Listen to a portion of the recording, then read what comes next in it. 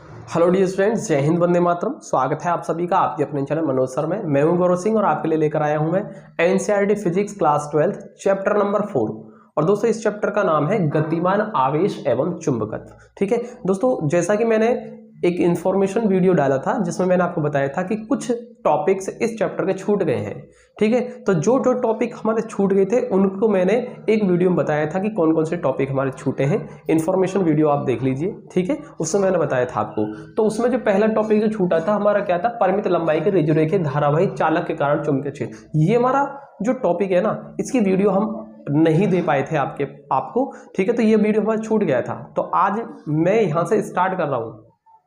तो दोस्तों ये जो है हमारा पार्ट नंबर 11 रहेगा। ठीक है, क्योंकि पार्ट नंबर 10 तक यानी मैंने इस चैप्टर के न्यूमेरिकल तक करा दिए हैं। ठीक है, और न्यूमेरिकल मैंने इसके टोटली सारे करा दिए हैं। तो आप न्यूमेरिकल्स आपने देख लिए होंगे, आई थिंक आपने सब कुछ देख लिया होगा। और उसके बाद अब जो हमारे टॉपिक रहेंगे उनको देखते हैं। तो पार्ट नंबर 10 तक मैंने इस प्लेलिस्ट में डाल दिए हैं और ये पार्ट नंबर 11 मान लीजिए आप। ठीक है, चलिए तो जो टॉपिक रहेंगे उनको मैं आपके क्लियर करा देता हूँ। और टॉपिक है हमारा आज का जो छूटे हुए में से, वो है परिमित लंबाई के रज्जुरेखे धारावाही चालक के कारण चुंबकीय क्षेत्र। तो ये है, तो देखिए यहाँ पर क्या है, एक हमारे पास धारावाही चालक तार है। तो दोस्तों ये है हमारा धारावाही चालक तार और ये कैसा है, परिमित लंबाई का है। कैसा है दोस्तों, परिमित लंबाई का है। ठीक है दोस्तों, पहले तो हम ये मानेंगे कि ये परिमित लंबाई का है, लेकिन इसी में ये कंडीशन आएगी बाद में। हम विशेष स्थितियों में पहले ही कंडीशन हम ये लेके करेंगे कि ये अगर मान लीजिए ये अनंत लंबाई का होता तो क्या होता। ठीक है, तो अनंत लंबाई के लिए भी हम इसको निकाल सकते हैं, इसका व्यंजक। तो पहले हम परिमित लंबाई के लिए निकाल लेते हैं। ठीक है, तो मान के चलें ये क्या है, परिमित लंबाई का एक रज्जुरेखीय धारावाही चालक तार है। ठीक है, और मान लीजिए इसमें जो धारा बह रही है वो आई धारा बह रही है। कितनी धारा दोस्तों, इसमें आई धारा प्रवाहित हो रही है। और इसमें देखिए सबसे पहले इसकी लंबाई को हमने मान लिया ए बी लंबाई है, मान लीजिए। ठीक है, ए बी लंबाई का एक तार है। और दोस्तों यहाँ पर मैंने एक छोटा सा एलिमेंट ले लिया है, सी डी ले लिया मैंने, ए बी और सी डी। और मान लीजिए इसकी जो लंबाई है वो कितनी है, डी एल लंबाई का है। ठीक है, तो ये अल्पखंड की लंबाई कितनी है, डी एल लंबाई है और ये बिंदु डी है। ठीक है, और इससे स्मॉल आर दूरी पर कोई बिंदु P है दोस्तों, और इस P बिंदु पर ही हमें इस पूरे तार के कारण चुंबकीय क्षेत्र निकालना है। तो देखिए पूरे तार के कारण निकालना है मुझे, लेकिन सबसे पहले मैं इसमें CD जो अल्पखंड है, ठीक है, जो इसका जो छोटा सा जो पहले एलिमेंट लिया है DL लंबाई का, पहले इसके कारण निकाल लेते हैं बिंदु P पर बायो-सेवर्ट के नियम से, जो कि मैंने आपको पहले ही करा रखा। इसमें सबसे पहला जो हमारा वीडियो है पार्ट नंबर 1 वो बायो-सेवर्ट का नियम ही है। ठीक है, तो वहां से आपको कोई दिक्कत नहीं आएगी। तो मान लीजिए आर दूरी पर है ये। ठीक है दोस्तों, और इसको है ना, मैं इसको यहां से इसको इसमें मिला देता हूं। और मान लीजिए ये जो एंगल है वो कितना है दोस्तों, ये डी फाई एंगल है। कितना है, डी फाई एंगल ले लिया मैंने। और दोस्तों इस पर है ना, मैं एक छोटा सा क्या डाल देता हूं, इस पर, इस CP पर, इस पर एक लंब डाले देता हूं। तो ये है, इस पर CP पर लंब डाल दिया मैंने। तो ये जो एंगल रहेगा दोस्तों वो 90 डिग्री हो जाएगा। और इसको मान लेता हूं बिंदु को E बिंदु। तो DE जो हो गया इस CP पर क्या हो गया, लंब हो गया। ठीक है दोस्तों, तो यहां से मैंने डी फाई इसको दोस्तों इसको है ना, मैं यहां से सीधा इसको यहां से मिला देता हूं बिल्कुल। तो ये जो है बिंदु मान लीजिए O है, और O से लेकर P तक की जो दूरी है वो मैं मान लिया कैपिटल R। ठीक है, और ये जो एंगल है, ये एंगल मैंने ले लिया सपोज फाई एंगल है ये अंदर। ठीक है, तो चलिए सबसे पहले हम क्या करेंगे, हमें पूरे तार AB के कारण निकालना बिंदु P पर चुंबकीय क्षेत्र कितना होगा। तो सबसे पहले मैं छोटे से एलिमेंट DL के कारण बिंदु P पर निकालूंगा बायो-सेवर्ट के नियम से कितना होगा चुंबकीय क्षेत्र। ठीक है, और उसके बाद फिर हम पूरे Y के कारण निकाल लेंगे। अर्थात हमें क्या करना होगा, बाद में इंटीग्रेशन कर देंगे और लिमिट लगा के पूरा इंटीग्रेशन कर देंगे और हमारा यहाँ से निकल जाएगा। तो देखिए कैसे करना उसको तो हम देखिए बता देंगे आपको आगे चल के। यहाँ से पहले आप एक काम कीजिए, CD अल्प खंड या कह सकते हैं सूक्ष्म खंड CD, ठीक है, के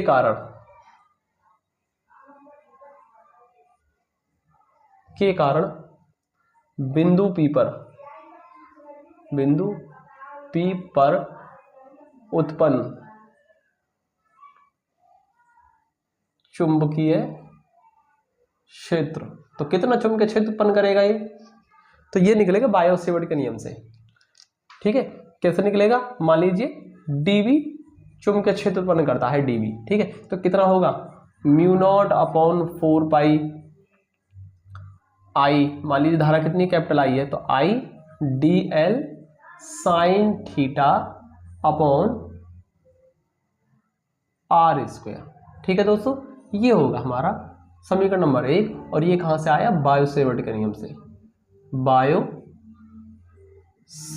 के नियम से।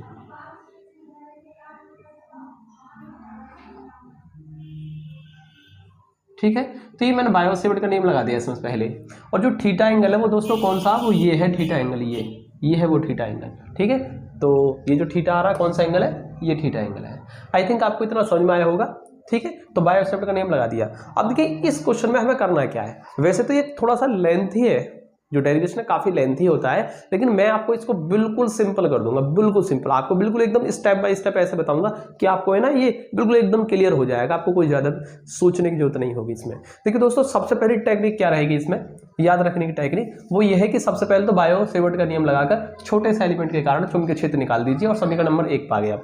ठीक है, अब आपको करना क्या है दोस्तों, यहां से मैं आपको सिंपल ये बताने वाला हूं कि इसमें dl sin थीटा आ रहा है और एक इसमें r आ रहा है, तो क्यों ना आप ज्योमेट्री, ठीक है, फिगर यानी कि फिगर से आप ज्योमेट्री लगाकर फिगर में, तो आप क्या करें, dl sin थीटा का मान निकालना है और r का मान निकालना है, और फिगर से निकालिए और इनको इक्वेशन फर्स्ट में dl sin थीटा और r की जगह पर रख करके सॉल्व कर दीजिए, हो जाएगा आपका। ठीक है, और पूरे के कारण निकालने के लिए आप बाद में इंटीग्रेशन कर देंगे, इस तरीके से आपका पूरा डेरिवेशन कंप्लीट हो जाएगा। तो मुझे सिर्फ पहले 2 ही काम करने हैं। पहला काम यह है कि dl sin थीटा का मान निकालना मुझे, और मुझे एक स्मॉल r का मान निकालना, बस ये 2 काम करने हैं पहले मुझे। ठीक है, तो सबसे पहले मैं निकालता हूं dl sin थीटा का मान। ठीक है, तो देखिए क्या लेंगे, इसमें चित्र लेंगे हम। पहले चित्र कौन सा ले लेते हैं, यानी कि त्रिभुज ले लेते हैं। इसमें त्रिभुज कौन सा, देखिए इस वाले को लेते हैं, छोटे वाले को, CDE में या CED में। और ये कौन सा है दोस्तों, यहां पर CED जो होगा ये यहां पर 90 का एंगल बन रहा है, अर्थात ये कौन सा होगा, समकोण त्रिभुज हो गया। तो समकोण त्रिभुज है ये। ठीक है, तो यहां से हम क्या लगाएंगे, इसमें साइन थीटा लगा देते हैं दोस्तों। क्या लगाएंगे, साइन थीटा लगाएंगे, साइन थीटा लगा देते हैं। साइन थीटा हो गया लंब बटे कर्ण। और दोस्तों लंब क्या है, देखिए थीटा के सामने वाली भुजा जो होती है वो होती है लंब, यानी कि DE, लंब बटे कर्ण। कर्ण दोस्तों जहां 90 का एंगल होता है, 90 के बिल्कुल सामने होता है, तो 90 के सामने वाली भुजा कौन सी है, CD, तो यहां लिखेंगे आप CD। तो इस तरीके से हमारा DE बटे CD हो गया। और यहां से साइन थीटा का जो मान आएगा वो कितना आएगा, DE। ठीक है दोस्तों, DE की वैल्यू हमको नहीं मालूम, लेकिन CD की वैल्यू दे रखी है हमें DL, क्योंकि हमने अल्पखंड की लंबाई मानी है DL। और दोस्तों यहां से अगर मैं DE का मान निकालना चाहूं तो निकलेगा DL साइन थीटा। दोस्तों इसको मान लेते हैं हम इक्वेशन नंबर 2।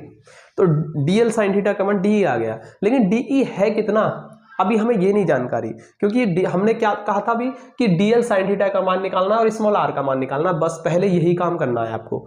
तो DL साइन थीटा का मान निकल जाता, लेकिन DE हमको नहीं मालूम, तो पहले DE का मान भी आपको निकाल करके इसके जगह रखना होगा, तो आपका DL साइन थीटा का मान कंप्लीट हो जाएगा। ठीक है, तो देखिए पहले हम इसको यहीं छोड़ देते हैं। अब हम दूसरी फिगर दूसरा ट्राइंगल उठाते हैं, कौन सा, अब लेते हैं हम DEP, लिखेंगे यहां त्रिभुज DEP में।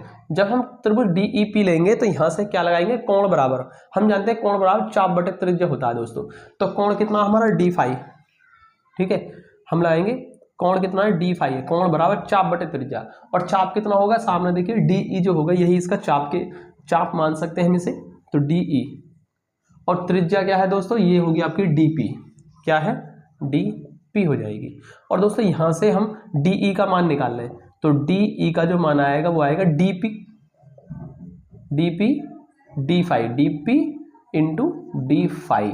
यानी हम ये कह सकते हैं कि DE का जो मान आ गया दोस्तों वो कितना आ गया, DP। और DP कौन सा है दोस्तों, हमारा है DP का मान है स्मॉल r। तो हम यहां से DE का मान निकाल पाए, कितना होगा, स्मॉल r D फाई। ठीक है, तो DP का मान कितना है दोस्तों, यहाँ पर स्मॉल r है। ठीक है, तो हमने लिख दिया यहाँ पर r D फाई। तो ये दोस्तों हमारा यहाँ से DE का मान निकल गया, इसको मान लेते हैं इक्वेशन नंबर 3।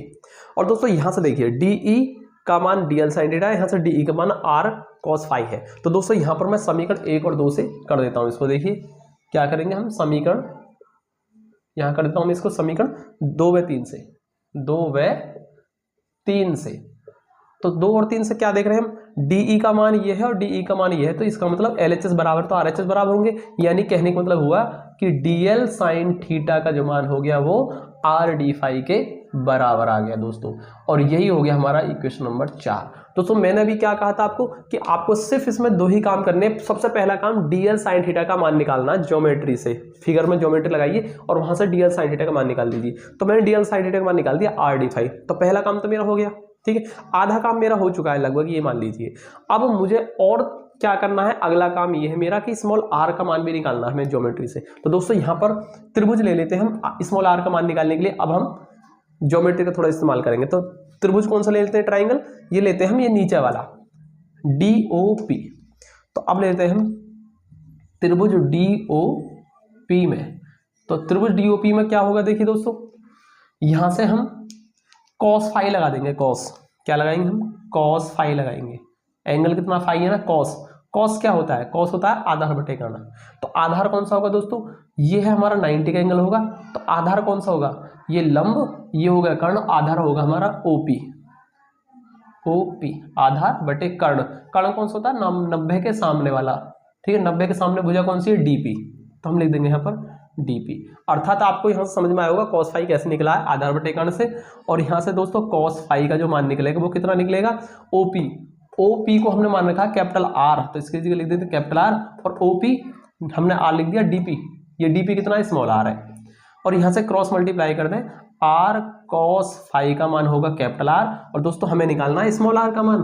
तो हमारा R का मान निकाल दीजिए यहाँ से, क्या होगा, R बराबर capital R upon cos phi, ठीक है दोस्तों। तो इसको हमने क्या मान लिया, यहाँ पर इक्वेशन नंबर 5 मान लिया। तो दोस्तों मुझे जो 2 काम करने थे वो मैंने दोनों काम कर लिए। क्या बताया था मैंने आपको, एक तो DL साइन थीटा का मान निकालना है और एक स्मॉल r का मान निकालना है। तो देखिए DL साइन थीटा का मान निकाल दिया RD फाई, ठीक है, और स्मॉल r का मान निकाल दिया R बटे कॉस फाई। अब दोस्तों एक एक करके पहले हम इक्वेशन 4 से DL साइन थीटा का मान फर्स्ट में रख देंगे, सॉल्व करेंगे, और फिर R की जगह पर इक्वेशन 5 के वैल्यू को रख देंगे और फिर आगे और सॉल्व कर देंगे। तो इस तरीके से हमारा लगभग आधे से थोड़ा सा ज्यादा हमारा डेरिवेशन कंप्लीट हो जाएगा, लगभग 70% हमारा डेरिवेशन कंप्लीट हो जाएगा, ठीक है। तो चलिए अब हम क्या करते हैं, पहले समीकरण नंबर 4 से समीकरण 1 में मान रख देते हैं। दोस्तों मुझे ये थोड़ा सा रफ करना पड़ेगा, आप इसको नोट कर लें जल्दी फटाफट से, या स्क्रीनशॉट ले लीजिए फटाफट से, ठीक है। और मैं इसको यहाँ से रफ करके इन वैल्यूज को यहाँ पर रख कर सॉल्व करूंगा, ठीक है। चलिए ले लीजिए, मैं थोड़ा देर के लिए साइड हो जाता हूँ, स्क्रीनशॉट ले लीजिए, ठीक है दोस्तों। आई थिंक आपने ले लिया होगा स्क्रीनशॉट। अब आगे देखिए, मैं यहाँ से इसको रफ कर देता हूँ।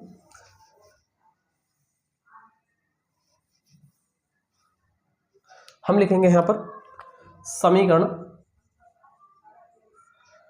4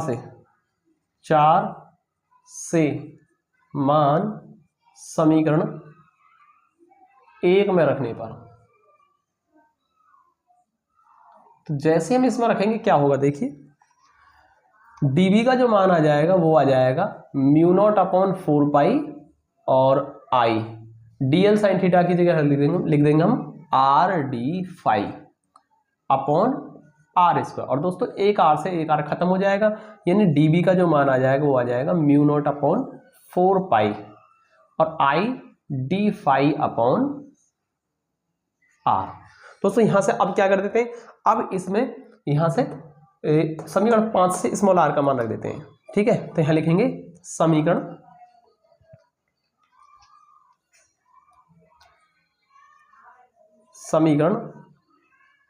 5 से स्मॉल r का मान रखने पर। तो जैसे हम स्मॉल r का मान रखेंगे तो क्या होगा, देखिए इसको हम यहां से रख देते हैं। तो dB बराबर हो जाएगा μ0 अपॉन 4 पाई और I D phi upon R हो जाएगा दोस्तों स्मॉल r। और स्मॉल r ये लिखेंगे R अपॉन कॉस फाई। तो दोस्तों ये अपॉन कॉस फाई होगा ना, तो ये मल्टीप्लाई होकर ऊपर ही आ जाएगा, तो कॉस फाई हो जाएगा।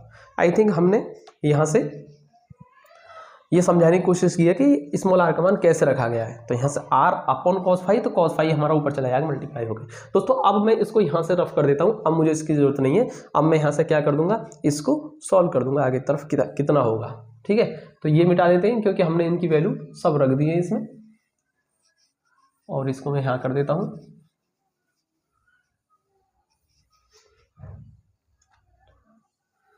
देखिए दोस्तों, थोड़ा सॉल्व करेंगे आगे की तरफ। डी बी बराबर कितना हो जाएगा, mu not upon 4 pi, mu not upon 4 pi I upon R, I upon R, और कितना हो जाएगा कॉस फाई और डी फाई। दोस्तों अब हमारा कितना बन गया, इतना बन गया इसे सॉल्व करके। यहाँ हमारा 70% डेरिवेशन कंप्लीट हो गया है। अब हमारा काम क्या है, ये जो निकला है ना वो कितना निकला है, केवल सी डी अल्पखंड डीएल लंबाई के कारण निकला है बिंदु पी पर चुंबकीय क्षेत्र, लेकिन हमें तो पूरे परिमित लंबाई के पूरे वायर के कारण निकालना है। तो अब क्या करना होगा, मैं इंटीग्रेशन करना होगा इसका। और दोस्तों इंटीग्रेशन करने के लिए आप एक काम कीजिए, इसको ना इसको यहां से मिला दीजिए और इसको यहां इस बिंदु से मिला दीजिए। और दोस्तों यहां पर मैंने देखिए, यहां पर ये मिड पॉइंट है ना आपका, ये पीओ, ये मिड पॉइंट है, तो यहां से यहां तक पूरा जो एंगल है ये एंगल पूरा, इसको ले लीजिए क्या, फाई 2। और दोस्तों ये जो नीचे का एंगल है यहाँ, ठीक है, इसको ले लेते हैं हम फाई 1। और दोस्तों यहाँ पर क्योंकि ये नीचे की साइड में है इसलिए हम क्या करेंगे, इसमें एक नेगेटिव साइन लगा देंगे, इसको लेंगे -फाई 1 और इसको जो लिखेंगे हम क्या लिखेंगे, +फाई 2। ठीक है, यहाँ डायरेक्शन के लिए नीचे की डायरेक्शन में है ना, नेगेटिव डायरेक्शन से लिए नेगेटिव, यहाँ पॉजिटिव, इसको फाई 1 माना है, इस पूरे को फाई 2 मान लिया है। ठीक है, तो ये कौन सा है, डी पी जो है, ये पी ओ जो है वो क्या है आपका, स्ट्रेट लाइन है। ठीक है, मिड पॉइंट है, इस तरीके से मान लीजिए। तो ऊपर का पूरा एंगल फाई 2 और नीचे का पूरा एंगल फाई 1, और डायरेक्शन के लिए माइनस और प्लस लगा दिया है। ठीक है, तो अब हम फाई 1 से फाई 2 की लिमिट लगा करके इसका क्या कर देंगे, इंटीग्रेशन कर देंगे, और पूरे ए बी वायर के कारण निकल जाएगा बिंदु पी पर चुंबकीय क्षेत्र। आई थिंक आपको इतना समझ में आया होगा, कोई परेशानी नहीं होगी। ठीक है, तो देखिए हम लिखेंगे संपूर्ण, अतः संपूर्ण चालक ए बी के कारण बिंदु पी पर उत्पन्न चुंबकीय क्षेत्र कितना होगा। ठीक है, वो कैसे निकालेंगे हम, इसका हम उसको मान लेते हैं बी, और क्या कर देंगे, जो dB है उसका इंटीग्रेशन कर देंगे। ठीक है, इंटीग्रेशन dB का मान कितना, देखिए इसे लिख देंगे हम mu not upon 4 pi I upon R cos phi और डी फाई, और लिमिट कहां से कहां लगाएंगे, -फाई 1 से +फाई 2 की। ठीक है, आई थिंक आपको इतना समझ में आया होगा। और अब हम इसको क्या कर देते हैं, सॉल्व कर देते हैं, और पूरा आंसर हमारा हो जाएगा। ठीक है, देखिए आगे सॉल्व करते हैं, एक लाइन और बढ़ाता हूं इसमें। हाँ, यहां से जो कांस्टेंट है उनको बाहर कर दीजिए, तो म्यू नॉट अपॉन 4 पाई आपका कांस्टेंट है, कैपिटल आई और आर भी कांस्टेंट है, इसको बाहर कर दें, तो अंदर क्या बचेगा, अंदर बचेगा -फाई 1 से फाई 2, और क्या बचेगा कॉस फाई और डी फाई। इतना आपको अगर समझ में आ रहा है तो यहां से अब मुझे करना है इंटीग्रेशन। अब मैं इसको यहां से रफ कर देता हूं और यहीं कर दूंगा इसको पूरे को। ठीक है, तो इसको मैं पूरे को ही मिटा देता हूं यहां से, अब मुझे इसकी आवश्यकता नहीं है। ठीक है,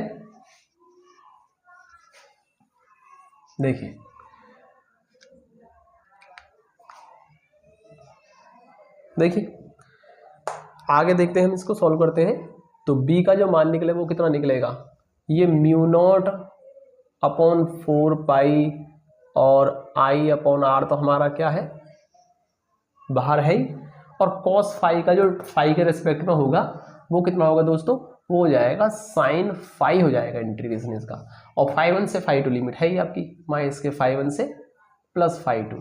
ठीक है, और यहाँ से b बराबर म्यू नॉट अपॉन 4 पाई, और यहाँ से हो जाएगा i अपॉन आर, ये बाहर है ही, और यहाँ से अब लिमिट लगाएंगे, अपर लिमिट और माइनस लोअर लिमिट, तो यहाँ से हो जाएगा साइन, अपर लिमिट लगाएंगे फाई की जगह रखेंगे एक बार फाई 2, ठीक है, माइनस लोअर लिमिट लगाएंगे तो साइन फाई 1, फाई 1 की वैल्यू कितनी है दोस्तों, यहाँ से -फाई 1 है।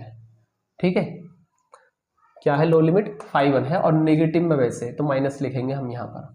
अब दोस्तों यहाँ से इसको आगे सॉल्व करते हैं, mu not upon 4 pi I upon R, और यहाँ से sine phi 1, sine phi 2, sine phi 2, और दोस्तों यहाँ से साइन माइनस थीटा जो होता है वो माइनस साइन थीटा होता है, ठीक है। यानी कि अगर थीटा और साइन के साथ थीटा नेगेटिव है तो वो माइनस साइन बाहर आ जाता है, तो ये माइनस साइन बाहर आएगा, माइनस माइनस प्लस हो जाएगा और ये हो जाएगा साइन फाई 1, या इसको हम ऐसे भी लिख सकते हैं b बराबर mu not upon 4 pi I upon R, इसको लिख देंगे हम sine phi 1 plus sine phi 2। तो दोस्तों इस तरीके से हमने यहाँ पर चुंबकीय क्षेत्र निकाल दिया है, बिंदु P पर उत्पन्न चुंबकीय क्षेत्र पूरे तार AB के कारण, ठीक है दोस्तों। यहाँ पर हो गया हमारा ये डेरिवेशन कंप्लीट। आई थिंक आपको बिल्कुल इजी तरीके से समझ में आया होगा, कुछ भी नहीं है, वो काफ़ी आसान है, ठीक है। और मैंने बस आपको 2 ही टेक्निक बताई हैं।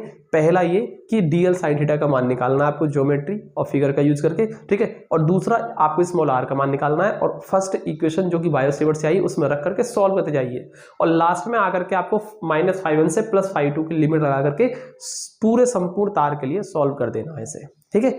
लिमिट रख करके सॉल्व कर दीजिए, इतना आ जाएगा। अब दोस्तों यहाँ से विशेष कंडीशन ले लेता हूँ, विशेष स्थिति, उसको मैं लेता हूँ यहाँ पर, यहाँ रफ कर दूंगा मैं इसे। दोस्तों विशेष स्थिति में हम क्या लेंगे कि यदि, क्या लेंगे हम, यदि तार, कौन सा लिया मैंने, परिमित लंबाई के लिया था, यदि तार अपरिमित लंबाई का है या अनंत लंबाई का है। अनंत का मतलब होता है अपरिमित, तो क्या होगा अनंत का मतलब, अपरिमित, अपरिमित, ठीक है। अनंत का मतलब हुआ यहाँ पर अपरिमित लंबाई का है, लंबाई का है। तो दोस्तों यहाँ पर अगर आप अनंत लंबाई का तार लेंगे तो क्या चेंज होगा। दोस्तों यहाँ देखिए, अनंत लंबाई का मतलब लंबाई इसकी क्या होगी, काफी अत्यधिक होगी, तो अर्थात इसकी लंबाई ऊपर को बढ़ेगी, कुछ नीचे को बढ़ेगी। और दोस्तों हम देखेंगे जैसे हमने थोड़ी सी लंबाई बढ़ा दी तो आप देखेंगे ये 5.2 का जो मान है थोड़ा सा बढ़ जाएगा, और ऐसे ये वाला जो 5.1 का मान है दोस्तों ये भी थोड़ा सा बढ़ जाएगा। अब यदि इसकी लंबाई हम थोड़ी सी और बढ़ा दें दोस्तों, तो यहाँ देखेंगे कि इसमें 5.2 का मान और बढ़ेगा और इधर 5.1 का मान भी नीचे की तरफ थोड़ा और बढ़ जाएगा। अगर ये दोस्तों काफी अनंत लंबाई का हो जाए, अनंत लंबाई का मतलब है, अनंत लंबाई का मतलब है काफी अत्यधिक लंबाई का हो, ठीक है, बहुत लंबा अगर तार हो जाए दोस्तों, तो एंगल देख रहे हैं आप, बढ़ते बढ़ते बढ़ते देखिए इतना है, फिर इतना, फिर इतना, ऐसे ही बढ़ते बढ़ते बढ़ते बढ़ते लगभग 90 के बराबर हो जाएगा दोस्तों। क्या हो जाएगा, लगभग 90 के बराबर हम इसको मान सकते हैं, क्योंकि हम देख पा रहे हैं कि थीटा लगभग बढ़ता जा रहा है, बढ़ता जा रहा है, बढ़ता जा रहा है। जितनी लंबाई लेंगे 5.1 5.2 के मान बढ़ते जाएंगे और 90 की तरफ को अग्रसर होते जाएंगे, अर्थात 90 की तरफ को वैल्यू बढ़ती जाएगी, बढ़ती जाएगी। ये लगभग 90, ये पूरा कंप्लीट 90 तो नहीं होगा, लेकिन अप्रोक्स 90 हम ले सकते हैं, ठीक है, क्योंकि लंबाई बहुत अधिक हो जाएगी ना, तो एंगल का मान धीरे धीरे धीरे धीरे बढ़ता ही जाएगा, 90 की तरफ खिसकता जाएगा एंगल का मान। तो एक समय ऐसा आएगा कि लगभग 90 के बराबर ही होगा, पूरा कंप्लीट 90 तो नहीं हो सकता दोस्तों, लेकिन एग्जैक्ट 90 नहीं होगा, लेकिन लगभग अप्रोक्स 90 जरूर बैठ जाएगा, ठीक है।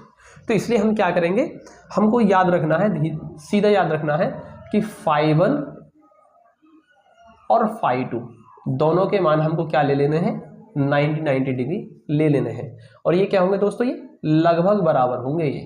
तो इसलिए हम लगभग बराबर में, अगर बराबर 90 भी ले लेंगे तो भी कोई दिक्कत नहीं है, तो बराबर मान के कर सकते हैं। थोड़ा बहुत ही अंतर आएगा अगर बराबर 90 भी ले लेते हैं आप, ठीक है, तो थोड़ा बहुत ही चेंज आएगा, ठीक है, और ज़्यादा कोई बड़ा चेंज नहीं आएगा, तो आप 90 मान करके सॉल्व कर सकते हैं 5.1 5.2 के मान। तो दोस्तों इस इक्वेशन में मान लीजिए कौन सी थी, 5 आई थी ना, इसको हमने मान लिया 6, तो इक्वेशन 6 में रख दीजिए।